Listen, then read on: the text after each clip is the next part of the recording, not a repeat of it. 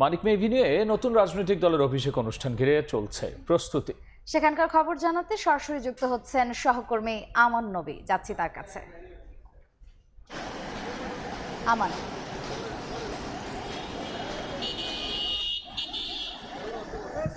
রাজধানীর সংসদ ভবনের ঠিক বিপরীতে মানিক মে এভিনিউতে নতুন যে রাজনৈতিক দল তার কিন্তু অভিষেক অনুষ্ঠানটি অনুষ্ঠিত হবে আগামীকাল দুপুর ৩টায়। এই অভিষেক অনুষ্ঠানটি অনুষ্ঠিত হবে এবং তার সর্বাত্মক প্রস্তুতি কিন্তু আজ সন্ধ্যা নাগাদ জোরে সোরে শুরু হয়েছে। আমরা দেখতে পেয়েছি আজ সন্ধ্যা থেকে কিন্তু এখানে স্টেজ নির্মাণের যে কার্যক্রম সেটি কিন্তু শুরু হয়েছে।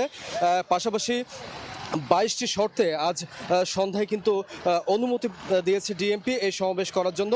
জনভোগান্তির কথা বিবেচনায় রেখে সুষ্ঠুভাবে কর্মসূচি পালন করতে বলা হয়েছে।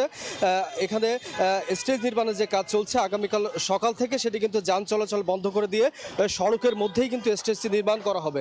তার স্বার্থে কিন্তু বাঁশ দিয়ে কাঠ দিয়ে কিন্তু এই স্টেজটি নির্মাণ করা হবে।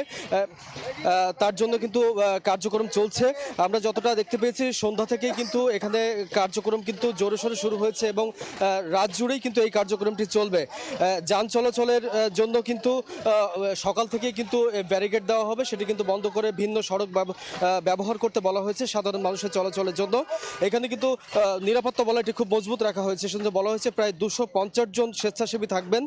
পাশাপাশি প্রাইভেট সিকিউরিটি এজেন্সি কিন্তু এখানে কাজ করবেন। এখানে পর্যাপ্ত নিরাপত্তা ব্যবস্থা রাখা হয়েছে, জরুরি স্বাস্থ্য সেবা সুবিধা নিশ্চিত করা হয়েছে। পাশাপাশি ভ্রাম্যমাণ টয়লেটের ব্যবস্থা রাখা হয়েছে, সুপেয় পানির ব্যবস্থা রাখা হয়েছে এবং পুলিশ বক্স যেটি স্থাপনের জন্য কার্যক্রম শুরু করা হয়েছিল আজ দুপুর থেকে, সেটি কিন্তু এরই মধ্যে প্রায় শেষের দিকে। এছাড়া যদি বলতে চাই মেয়েদের নিরাপত্তা ব্যবস্থা সেটি কিন্তু জোরদার করা হয়েছে এবং বলা হয়েছে যে স্টেজের পেছনের অংশে কিন্তু মেয়েদের জন্য বিশেষ ব্যবস্থা রাখা হবে।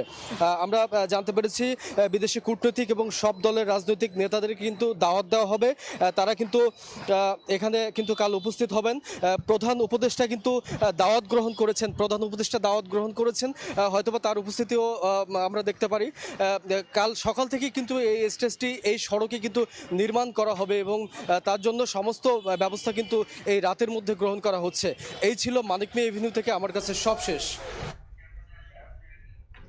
সরাসরি ছিলাম মানিক মে এভিনিউয়ের সামনে।